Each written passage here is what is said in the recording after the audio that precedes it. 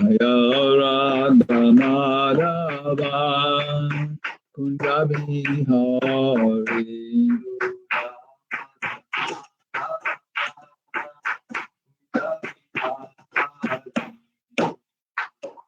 Shri Madhavasa Saki ki jai. Shri Chaitanya Chandra Mandir ki jai. Narayanam Namaskrityam. Narayanam Namaskrityam. Dharam Chaiva Narotamam. Devam Sarasvatim Vyasam. Tato Jayam Udirayat. Om Namo Bhagavate Vasudevaya. Om Namo Bhagavate Vasudevaya. Om Namo Bhagavate Vasudevaya. Om Namo Bhagavate Vasudevaya. Srimad Bhagavatam, daily reading. Srimad Bhagavatam, Canto 1, Chapter 1, Questions by the Sages, text number 18 and 19. Oh, I guess I should record this. Why not? Yeah, okay. Okay. This conference will now be recorded. Okay. So this is Srimad Bhagavatam. Today is something like what, 26th? 23rd of November, 2021. And here we are. Okay. In New Ashokvan in Santa Eulalia, Peru. Yeah. Parma Karunidas, Hanumatpresaka Swami. Yes. And maybe listening are Peppa and Luisa. Yeah. Aha! Panchatattva, Gornatai, Parampara, okay. And all of the wonderful people in the audience. Okay. So please repeat. Atakya hi harer diman. Avatara kata shubha. Ishvara Shatma Mayaya. Ishvara Shatma Mayaya. Vayam tu na tripyama. Vayam tu na vitripyama.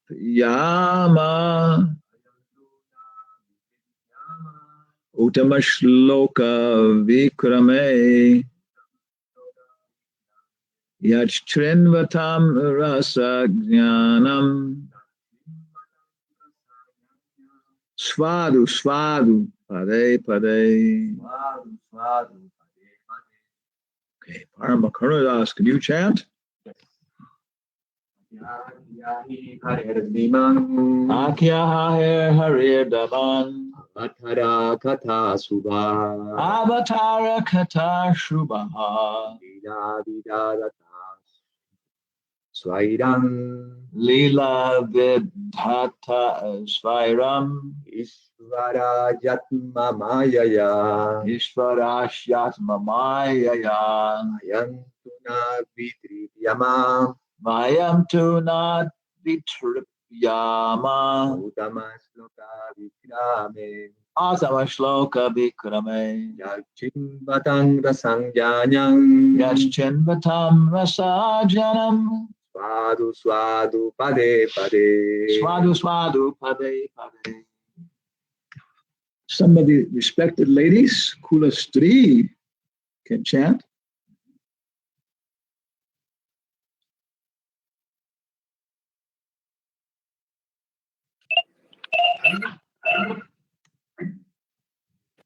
Athakya hi diman.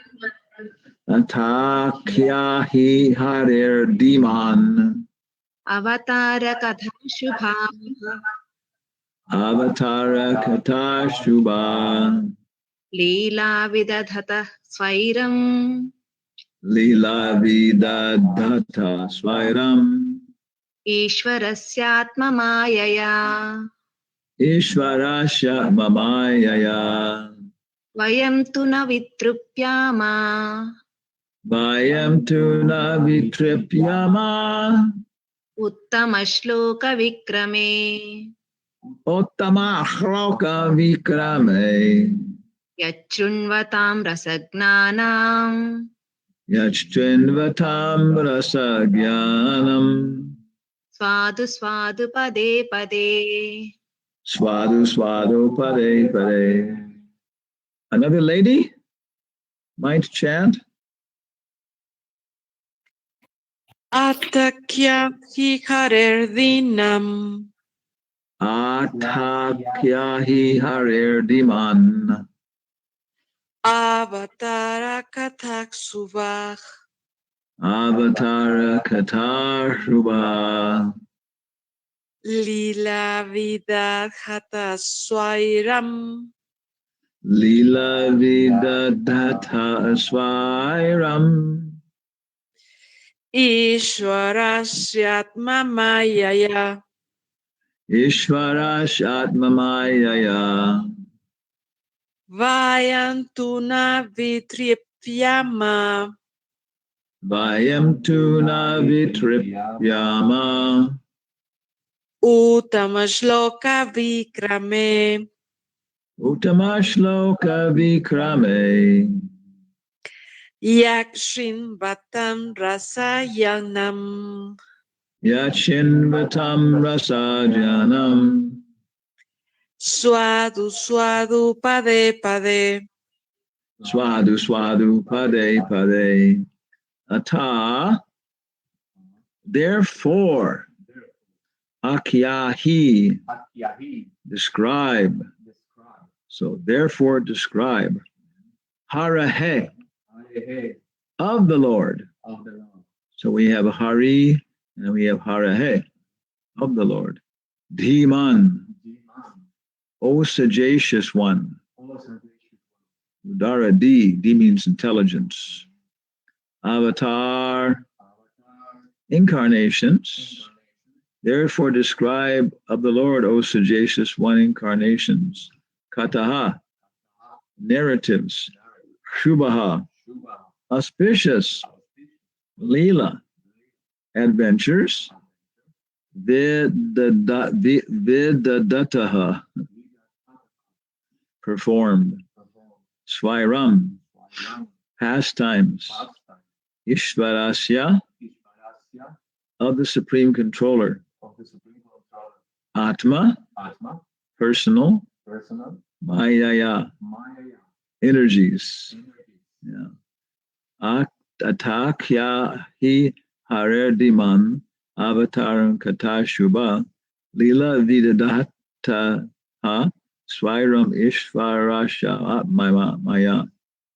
O wise Sutta, please narrate to us the transcendental pastimes of the Supreme Personality of Godhead's multiple incarnations, such auspicious adventures and pastimes of the Lord, the Supreme Controller, are performed by his internal powers. So they're giving a very nice, right, description of invitation, right? You get an invitation to speak, right? At the North American Pipe and Sheet Metal Factory. Okay, so what are you going to talk about? Oh, the new kinds of equipment which is coming out to manufacture sheet metal. Okay, yeah. So here the sages are asking the sutta. First part of this chapter is very nice. They're illuminating him. Who is he? Yeah, in a positive sense. They're glorifying him and pointing out his qualifications, the specific things that make them interested in him as a qualified speaker. And also they're describing their qualifications. So all the prefatory material is being presented here. And this one, they want to hear about the different incarnations of the beautiful Krishna, the the supreme controller, Hari, okay, as performed by his internal pastimes. Okay, the next verse, Vayam tu na vitiptyama. Vayam, we, okay, tu, but, na, not, vitipyamaha, shall be at rest. Uttama shloka, the personality of Godhead, who is glorified by transcendental prayers. Yeah. Of course, Prabhupada wrote this while he was still in India, and he had it printed while he was in India. And I'm asking Harma Karunadas, have you seen the original volumes at all, ever? No, no. One devotee actually made up very, very good facsimile qualities. But the original ones, it was, 1960s Indian printing. Pages were a little bit different, and the quality of the paper was very rustic. And every single letter was tapped into place one at a time. That's how they printed some of the stuff. And so some of the letters are upside down. And because the simple typesetting people and the press people didn't speak English, maybe hardly anything at all, their translations and everything else was a little bit rustic. But in some ways it was very direct because it was Prabhupada speaking like, in his English, which again, the grammar sometimes and other things was not correct. So when he came to America, he had some people, maybe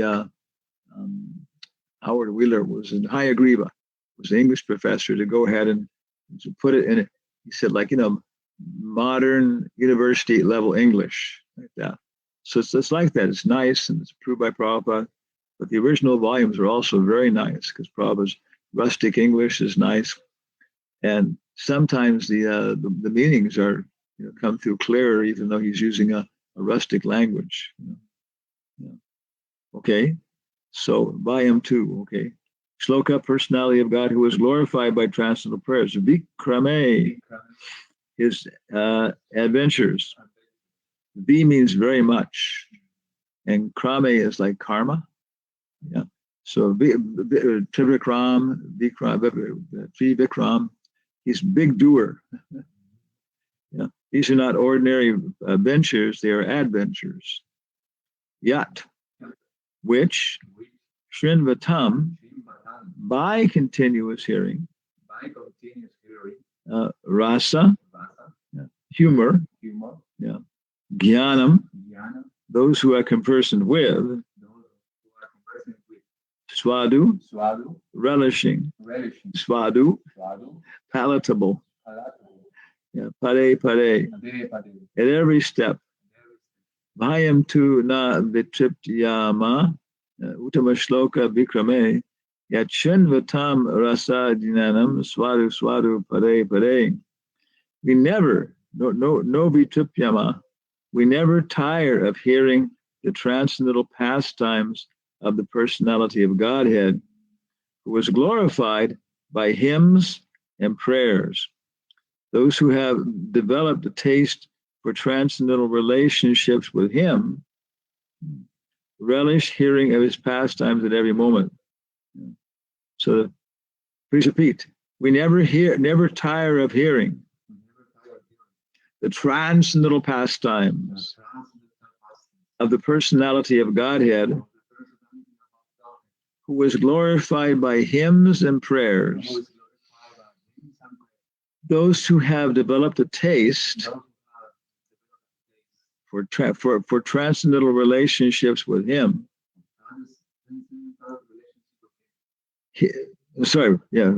Relish hearing of his pastimes at every moment. So we're talking about development, developing a taste. And of course, the famous verse is Ado Shraddha, Sada Sangha, Bhajana Kriya, Anartha Nivritti, Nista, Ruchi. Yeah. So you become fixed. You're initiated, you're chanting, you're following Harinam Diksha. Now you're basically kind of ready for second initiation, Nishta. And then Ruchi. Because when you're fixed, always there, focusing and concentration, every day Mangalarti concentrating, then you begin to we taste it. If the spoon is wandering all over your face, you can't taste anything. It's got to be fixed, right? In relationship to your mouth. Okay, then you can begin to taste it. So it sounds like it says that at the level of ruchi, one no longer is influenced by fatigue. Fatigue. It's one stage, right? Yeah. Those who have developed a taste to pretend a relationship with him, relish, okay, ruchi, ruchi, asaktis, become fixed, attached, become addicted, okay. Relish hearing of his pastimes at every moment, okay. Atakyahi harer dimam avatara katha shubha lila vida data shvairam ishvarasya mamayaya vayam tuna vitripyama utamachloka vikrame yachturn vatang rasa jnanam svaru pade. Okay. So we can look at I think I have the purports here. There it is. Okay. Here's the purport. O wise Sutta narrate these pastimes, which are performed by his internal potency. And Prabhupada says, for the creation, maintenance, and destruction of the material worlds, the Supreme Lord, personality of Godhead himself, the Supreme Lord, there should be a comma there. The Supreme Lord, comma, personality of Godhead himself, comma, appears in many thousands of forms of incarnations. Of course, the Archa Vigraha is an incarnation. So how many deities are there? And the specific adventures found in those transcendental forms are all auspicious. Both those who are present during such activities and those who hear the transcendental narrations of such activities are benefited. So we're here in New Ashokvan and Gornatai are here, and we think, we're doing this, we're doing that. We're cooking such nice variety of food every day. We're gardening, and what else we got? Hosting such nice people, decorating the ashram in a beautiful fashion, making it into a recording studio. Then you think, well, actually behind all of this is Gornatai. And they're letting us do as much as we can, but then they help when, and give us direction at every level. Okay, next purport. Vayam too, but we never tire of hearing those activities. And Prabhupada says, there is a great difference between mundane stories. Yes, mundane stories, fiction or history, and the transcendental pastimes of the Lord. So by this, you might think that things like Don Quixote or Hamlet, they have a touch of transcendence in them. They actually do. They're not just like mundane things. And Hamlet has some discussion of God quite clearly in the whole thing. Yeah, very clear. And metaphysics is discussed clearly. Very nice. And Don Quixote, I don't know. I'm not familiar. That's Parma Karunadas. Have you read Don Quixote? A little part. Yeah. Was it funny? Yeah. Even reading a not very good translation, it just becomes so hilarious sometimes. So it was a good translation, I think, now in English by one lady. People says, "You did a good job," But it's very difficult because, especially when you start telling jokes and doing poetry, it's very difficult to translate. I'm going to tell you a joke now. How many stars are there in the sky? Yeah, 50. Is that funny? Now I'll tell it to you in Spanish. ¿Cuántas estrellas hay en el cielo? 50. Sin 50. He's laughing. No, it's impossible. It's not funny at all in English because the word for 50 in Spanish is 50. And the word for without count in Spanish is two words, sin cuenta. Okay, so it's funny. Yeah. So you try and do this, translate it without explaining it. This is very difficult. So you're taking such a work as Don Quixote by a master of the language, and considered one of the greatest people ever lived. And he's using so many, not only is he telling funny things and using poetical phrases, he's using those in context. As far as I understand, when he wrote Don Quixote, it was kind of like a side thing to maybe make some money or something. His real effort was to try and reform the entire Spanish language like that in terms of Greek culture or something. This happens often. When you're relaxed, sometimes you do things that are a lot better than when you're trying to do your formal thing. So anyway, he's all kinds of jokes in terms of probably even people who were alive then will realize that he's specifically talking about the previous genre of literature, which was fiction, kind of like science fiction, where they were like tales of knights and dragons and all these kind of people and different heroes like James Bond, where they were occurring like over several different authors would keep this guy alive and he would do things. So it's very, very difficult to translate, but it's coming across, and then we have access to these things. So there appears to be some transcendence in these different things. Otherwise, they wouldn't have persisted because they would become bored with them. The histories of the whole universe contain references to the pastimes of the incarnations of the Lord. The Ramayana, the Mahabharata, and the Puranas are histories of bygone ages recorded in connection with the pastimes of the incarnations of the Lord, and therefore remain fresh even after repeated readings. For example, anyone may read Bhagavad Gita or Srimad Bhagavatam repeatedly throughout his whole life, as we're doing now. We're just picking out one little part, the first two cantos, and yet find in them new light of information. Mundane news is static, whereas transcendental news is ecstatic, dynamic, inasmuch as the spirit is dynamic and matter is static. So these things are actually alive. You read them again, you're getting new ideas, new perspectives. It's just you're understanding more and more.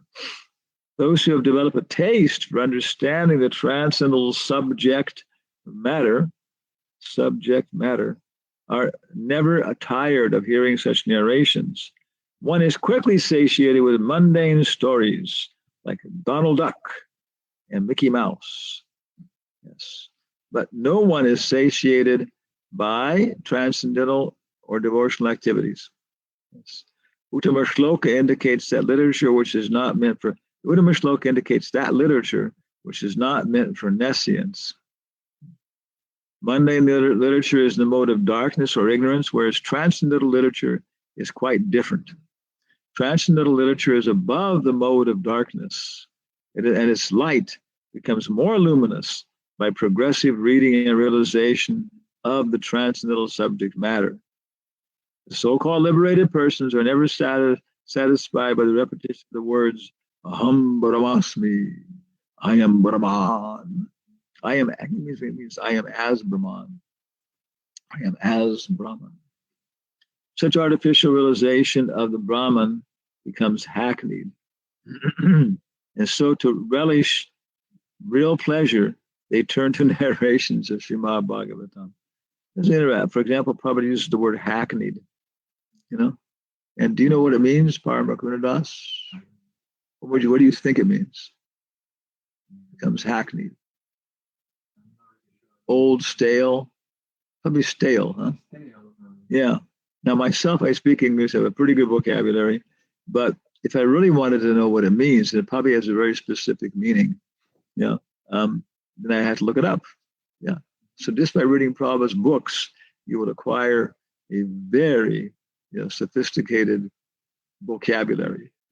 And some of the more sophisticated words are not the words that came from Hayagriva or the editors, but actually from Prabhupada. And then they themselves were, thinking, wow, such an elevated diction. Those who are not so fortunate turn to altruism and worldly philanthropy.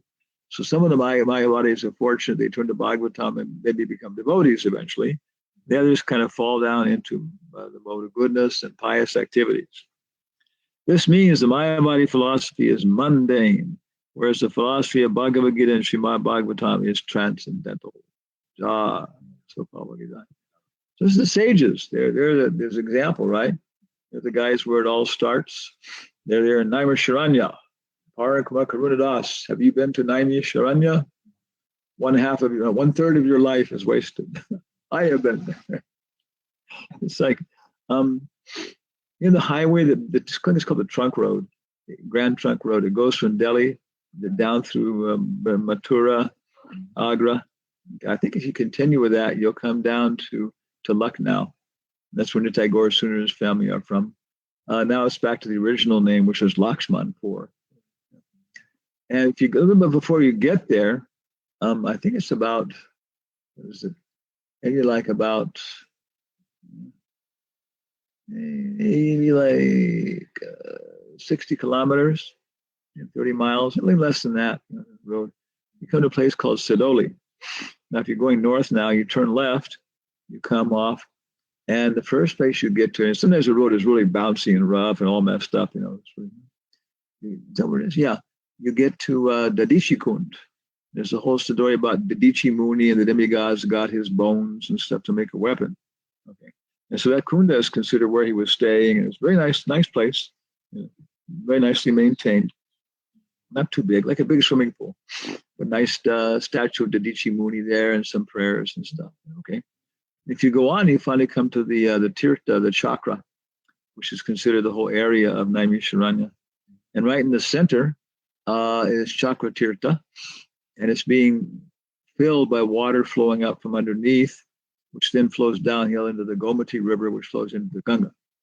And around it, different people, different societies have property, maybe like about 20 feet wide. And maybe it fits maybe about like, I don't know, maybe 12, 15 different little temples from different societies and historically.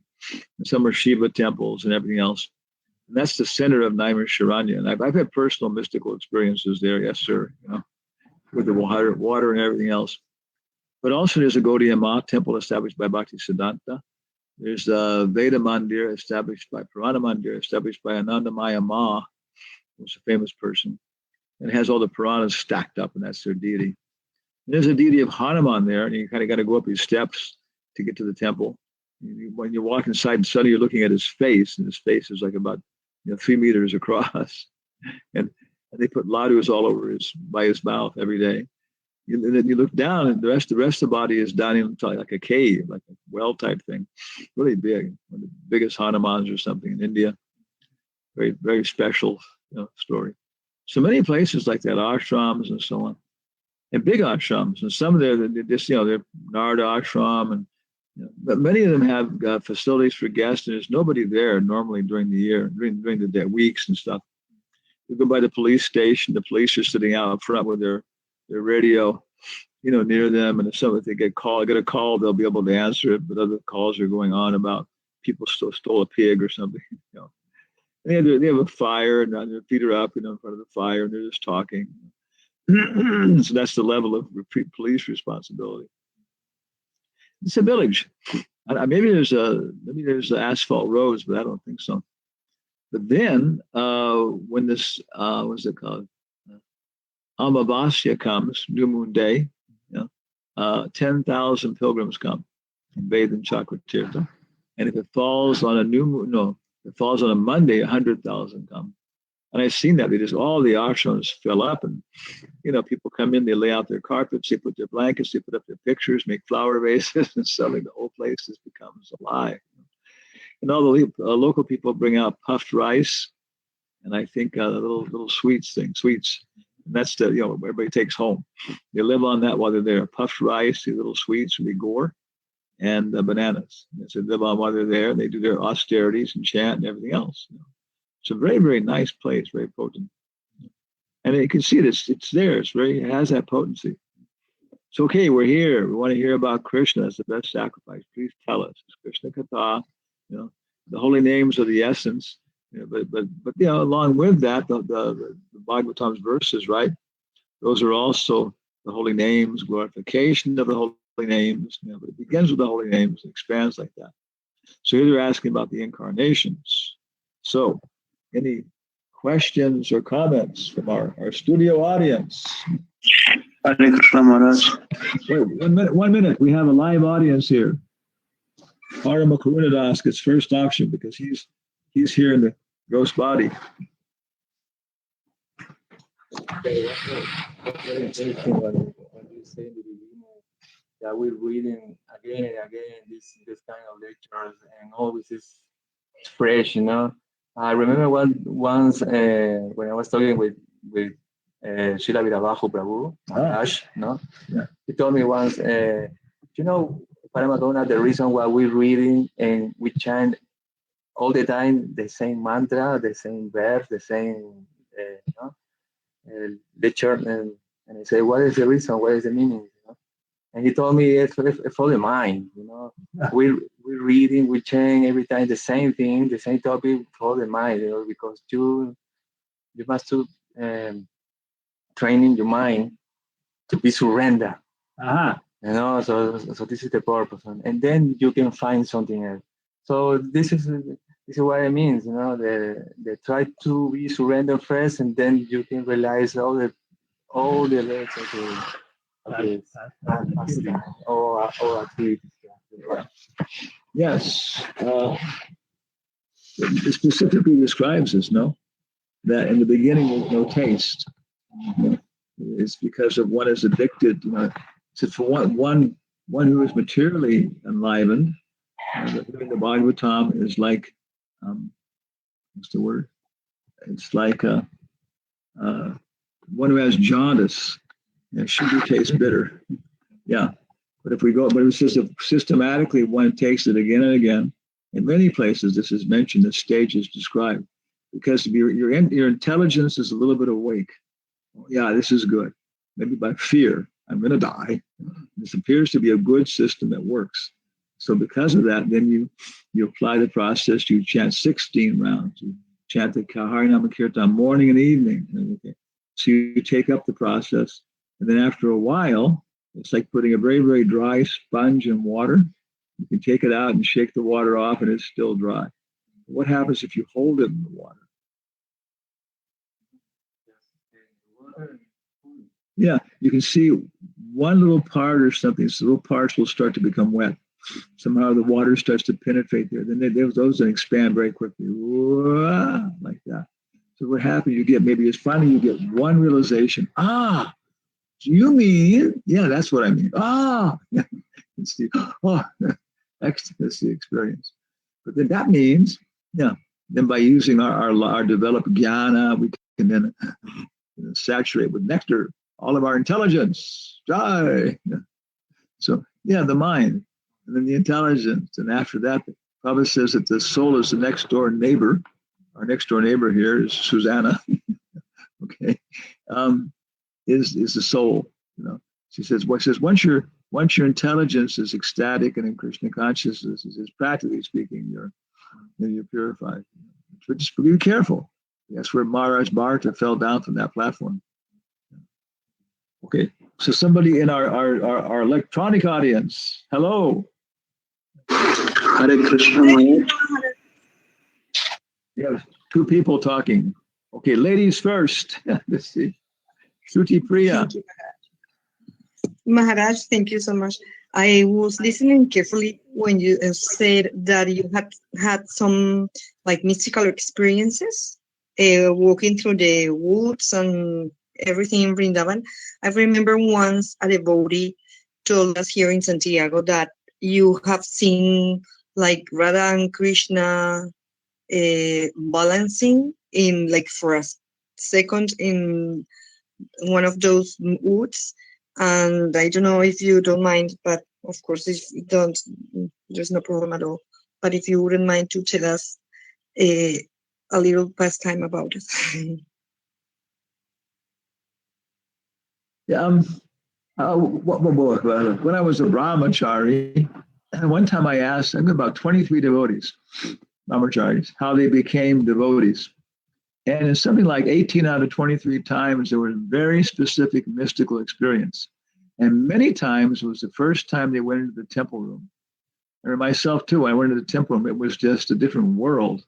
And the walls, the colors, the lights, the deities, it was wow, And so, and even ordinary people, I think psychological investigations, something like 60% of all white male Americans can remember a psychotic breakdown, for one moment or something at different times in their lives. But if you start looking at what their psychotic breakdowns were, they were transcendental experiences. They were, on a different level, even like metaphysically. They could understand what people were thinking, and well, they weren't mad. They were just on a different level of material consciousness, even. What to speak of, of all the way to Vaikuntha. So everybody has something like these different times, so on. Specifically, Naimisharanya, what it was is that we went there several times because Nitai Gaur Sundar is so closely associated. We were there, and several things, but one thing was very prominent was that everybody comes to bathe, like I said, on the new moon day. See, we were there maybe with like about 6, 7 devotees, and maybe Rohini was there, Devi Das people, and the other people. So we were staying in the state guest house. It's like camping out in a cottage and stuff. So we got up in the morning very early because we're up really early because we're devotees and stuff. Okay, we're good Hindus. You got to bathe here, and I wasn't expecting anything very special. Just take a bath, But then we went down there. Maybe some people later on in the day it's pretty packed up. You really kind of push a little bit to get into the bathing space. Not violent, but okay, you got to kind of push forward. And it's a little kind of circular fence in the water so people don't fall into the center of it. And by the end of the day, the water's black with all these people bathing and everything else. And eventually, the chakra, the spring, pushes it all out into the Gomati. But also, I think metaphysically, the spiritual activities are being left. So when we got there in the morning, maybe like 20 people, not very many. And all the ladies just, whispered amongst themselves, and they all ran around someplace else where the ladies were bathing. Okay. And then I went in, it was before Rock Talk, and I came out just smiling. It's like, I forced to smile. My whole body was just full of energy. Wow. And Rock Talk came out the same way. And he also wasn't expecting much to happen.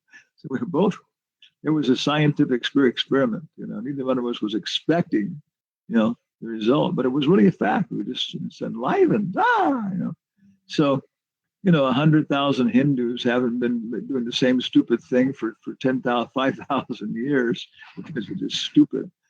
No. There's real potency in these things. One other time was the first time when I was in Vrindavan, 1978, and I went down to Loy Bazaar. It was very simple then. It was just almost no electronic communication. There were no motor rickshaws. It was just, very simple in many ways. And then dangerous at night. You're going out at night. So anyway, I was going to head back from Loy Bazaar, which is right in the middle of this little town of Vrindavan, back out to where Krishna Balaram temple is. Maybe about like 15 minutes walking. Yeah. And so I was going to head back because it's starting to be a little bit dark, and it wasn't dark yet, but it was time to go back.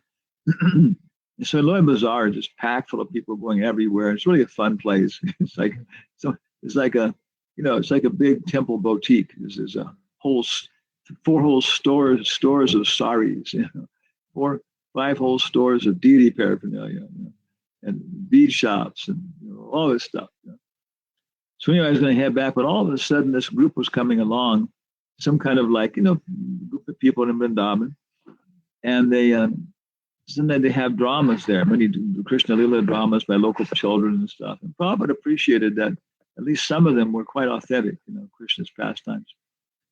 And then afterwards, sometimes they put the little boy and girl of Radha and Krishna, put them on a little push the rickshaw, decorated a little bit, and they go chanting through the streets of Vrindavan. And so it was happening. So all the street was blocked, and everybody was watching, And so for one moment, the curtain of Yoga Maya lifted, and what I saw was that it wasn't, 2 boys and girls acting as Radha and Krishna. It was Radha and Krishna. And all around me were Brisbasis, and the curtain came down again. Okay. So I went from the deity level to the original level and back again like that. So Krishna gives us these experiences, even though we don't deserve them. So, oh yeah, this exists, and now I can't be offensive to these experiences or Krishna and the devotees and there's mercy and, got to take it up. Prabhupada says it's offensive if you just don't even take up the mercy, right? If you here it is, what to speak of chanting offensive, if you just don't chant, that's offensive. Yeah. So is that okay? Shruti Priya Devidasi. Thank you so much, Maharaj. And now I feel better because when I went to Mayapur, I saw the first time I saw the deities, I saw Sri Chaitanya Mahaprabhu breathing. His chest was moving. And so the first time I thought maybe it's my imagination. And then the day after I went again and I saw exactly the same thing. And I really know what I saw. I mean, I know I'm not crazy, but I didn't know if it was an offense to share that, because sometimes you really want to share what you saw. But now that you tell us that it's also like kind of an offense to not to think about it and not to receive the mercy. So now I feel more comfortable with it. Thank you so much, Maharaj.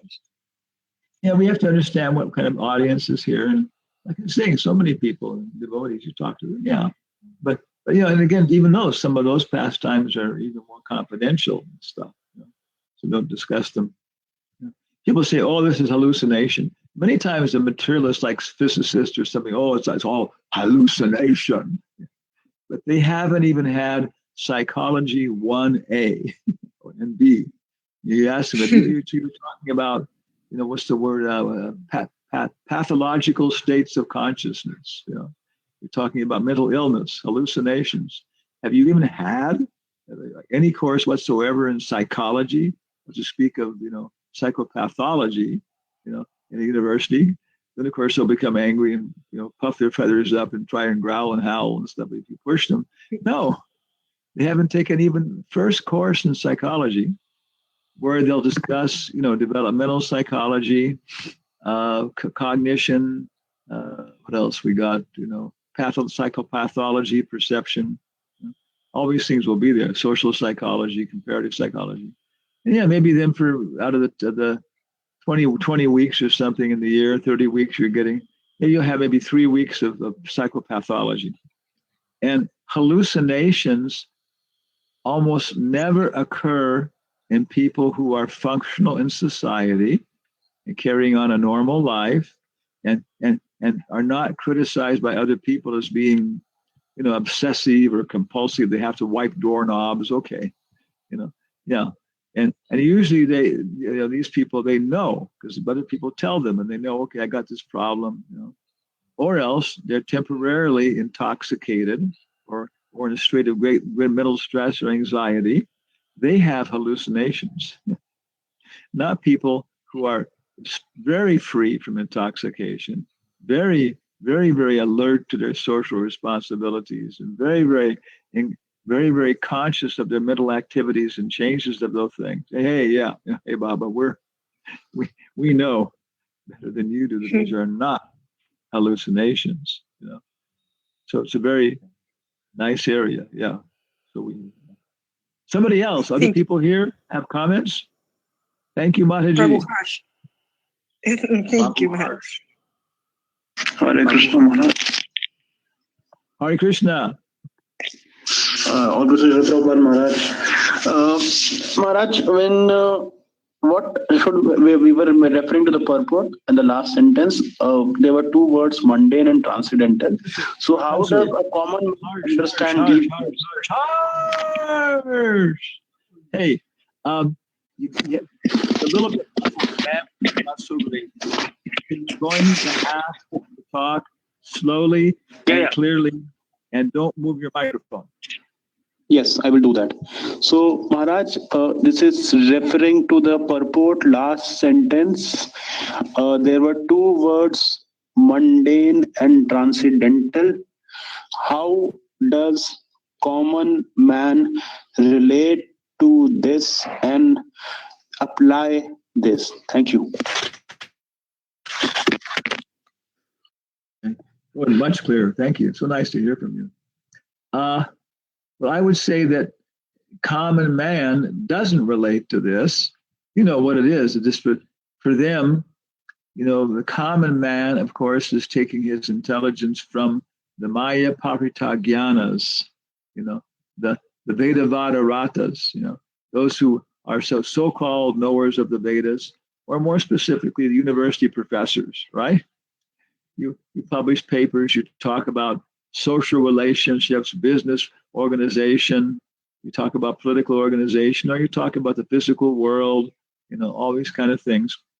And so they just take it from that. And they tell them, oh, primitive man, as they were developing, they were afraid of nature and lightning bolts and tornadoes. So they personified them and they said, oh, the tornado is a demon who has one leg and he comes and does this and that. So they take it as, like Prabhupada is saying, anthropomorphism and myths. And we intelligent people now are beyond that, and we have rational understandings of the world. And we aren't primitive like that. So that's what is that what you're trying to talk about? Maharaj, I was trying to understand, whenever we read this purport, especially with me these days, I am not able to link that much unless a speaker tells me. So when I have now degraded myself to hearing to speakers rather than reading. So I was just trying to understand what's the reason, and then I figure out, because these words like mundane, transcendental, ecstatic does not make sense to me. So I was trying to understand how can we relate to it.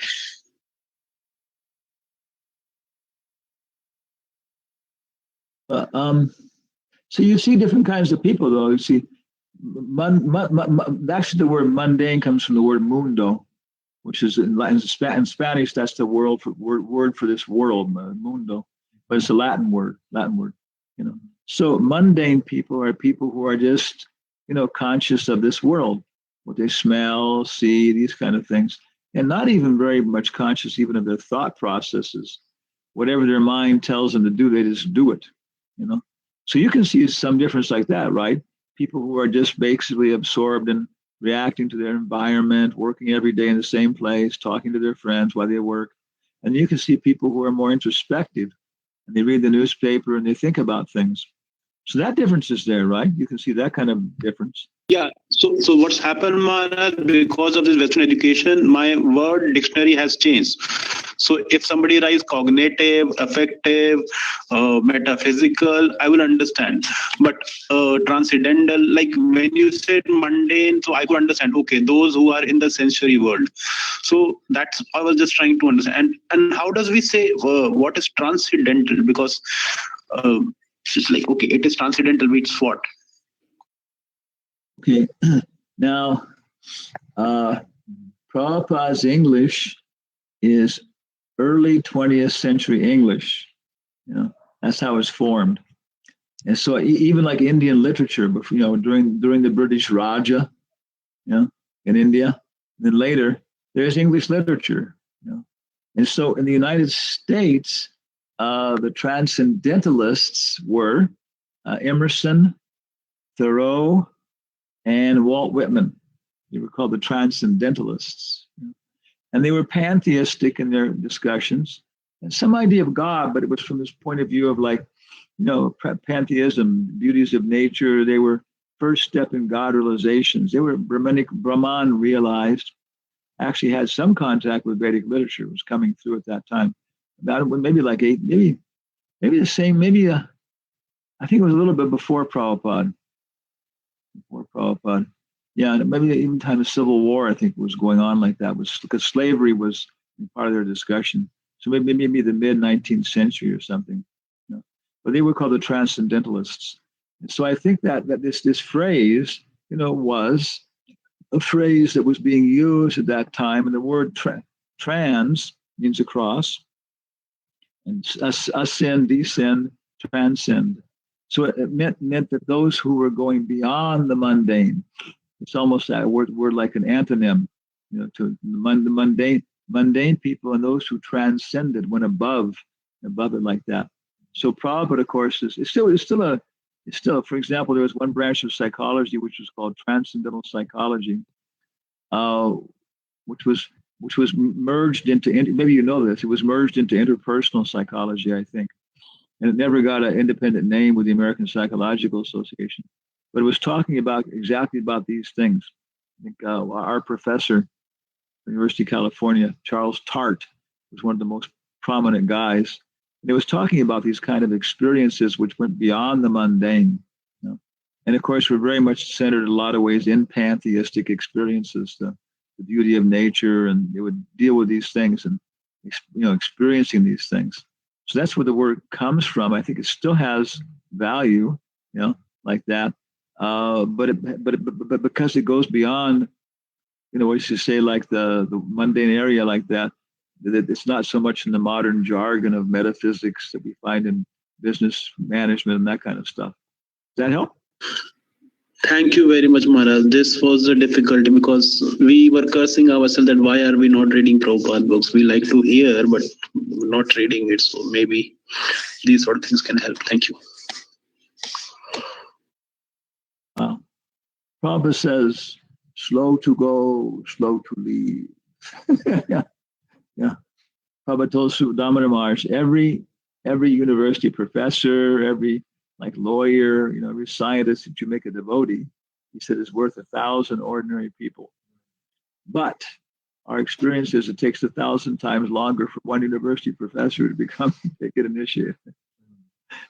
So you can go on the street and distribute books to, take 5 years to distribute 1,000 books to 1,000 people. Or else you can take 5 years and preach to one university professor. It's all a matter. Or some people you can do a mixture. But everybody's different, And so it's just a fact that everybody got their own nature, and the Bhagavatam is 4 different people. And then Prabhupada says that by the mercy of Lord Chaitanya, we can enter into it. So I heard Bhaktisiddhanta Saraswati told people first read Chaitanya Bhagavat, which is mostly stories and songs, then go to Chaitanya Charitamrita, then go to the Bhagavatam. That was his recommended reading list for, I guess, Bengalis and people like that. So it's a fact, many times, do you like reading Chaitanya Charitamrita? There's no good translation in Hindi, is there? Yeah, yes, Maharaj. But when we read the first Adi Leela, it's again philosophical and it's very ontological. But later on chapters seems to be like stories. So I like to hear the stories. But yeah, but it's okay, Maharaj. It's like we will try to figure out what to read. What about Satsvita Maharaj? Lilamrita? Yeah, that's a great thing. That's like, okay, we can read it a lot. It's just like it drives into Prabhupada and we can relate ourselves to that. So yeah, even Krishna book is fine, but Krishna books is like, okay, stories, he did this and that. So it takes us to fantasy lands. Yeah. Okay. When you read Chaitanya Charitamrita, you can still find some of the places where these things happen. And you really can believe, this is where it's happened. But when you read Bhagavatam, it's a little difficult. This is really where Dadichi gave up his bones. But when you read Lilamrita, you say, oh yeah, I know that place. That's Juhu. I know that. So this is Paramparad. Yeah. Yeah. Any other final questions or comments here? Hare Krishna Gurudeva, please accept my humble obeisances. All glories to Srila Prabhupada. Hare Krishna, am I audible, Gurudeva? Hare. Yeah. 1 second. I had to unmute my microphone. Jai, Hare Krishna, Shishi, Rich Mound Yatra Ki Jai. Hare Krishna Gurudeva. I have an observation and a comment, Gurudeva. I want your opinion. Okay. This chapter, the first chapter, the rishis started questions in sloka number 9, and it went up to 23rd, the end of the sloka. And this particular one today we discussed 18 and 19, talking about to know about Krishna and pastimes. But he started off with a question, what is best for the humans? And there are many prescribed duties to perform, and we cannot do that, give the essence. So he started off at a level with the normal, and slowly he went to a level where it is a pure knowledge wants to know about Krishna. Is this transition from that level to this level? Is it they started off with good of the society, and then they ended up with saying that we wanted to hear the pure of Krishna Leela or something like that? That's one thing. And also I wanted to relate this one to Bhagavad Gita, where Arjuna in the middle of troubles, he is a grahastha, and he was also given knowledge. But here, these are vanaprastha sannyasis, and they were also given knowledge. Is there any thoughts and any idea, Gurudeva, on that one? Well, thank you very much. Very, very nice observation. Very stimulating. I was kind of noticing the same thing today. That, yeah, in the beginning, they're discussing the process, Dharma and the resources, different literature, different books. But then they go to the personal aspect, which is the avatars. And I think next they're going to go to the Krishna avatar, to Balaram and Krishna. What is the specific? We want to hear about the avatar, but specifically tell us about Krishna and Rama's avatar. So, like I was saying, it's kind of like a progressive, very natural progress. So we have to start with, the rules and regulations, following process, the metaphysics, then the avatars, and then Krishna and Balaram. That's right. It's very nice. And I think it is. Maybe because Kurukshetra is more like, again, it's very, very much based in the politics. Very much that's the motivation and everything else there, And Maharaj Parikshit, he's given up all that. So it's Tato Brahma Jignasa. So from the very beginning, Arjuna is how to get free from sinful reactions, and that's the conclusion. Masu Chaha, I will free you from sinful reactions. Don't worry. Krishna discusses higher things, but it's just that level, seems like. And then Bhagavatam is starting, Prabhupada says the Bhagavatam begins where the Mahabharata finishes, historically and philosophically. So now Tato Brahma Jignasa.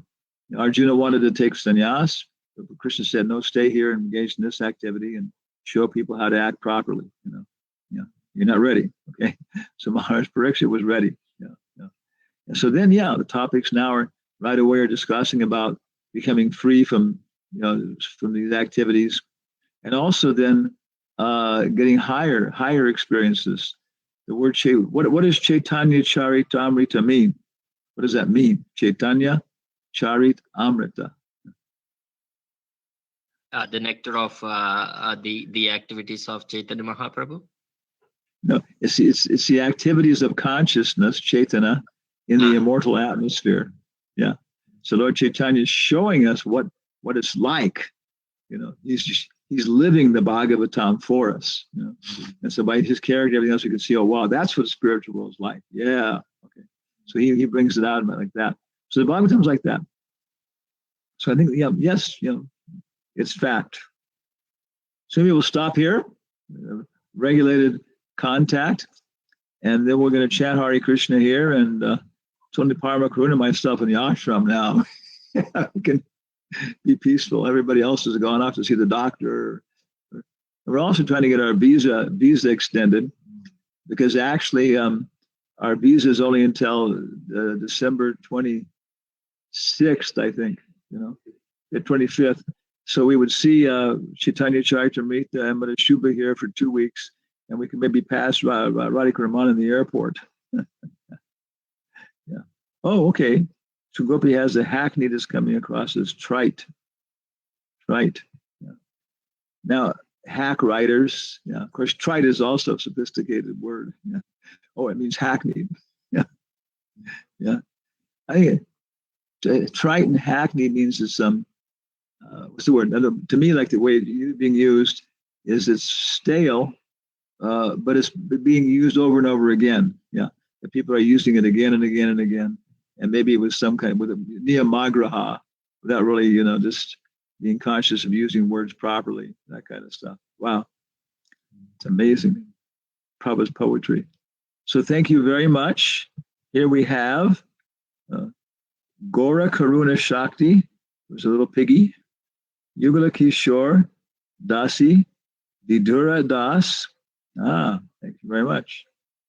Sundar Radhika Devi Dasi, Subal Saka Krishna Pramodani, Srinivas Acharya Das, Sarad Radhika Devi Dasi, Ramakrishna Richmond. You're going to India. Namachintamani Devi Dasi, Mitravinda Devi Dasi, Madhavinda Puridas, Haribo Panchatapa was here. Lalita Gopi Devi Dasi, Shirana Madan Gopal Ki Jai. Lalita Gopi, she got her PhD in jazz. Yeah. Karuna Shakti Devi Dasi, Kama Gayatri Devi Dasi, Haribo, New Biharban. Julia Quajar Torres, Jadana Sringadas.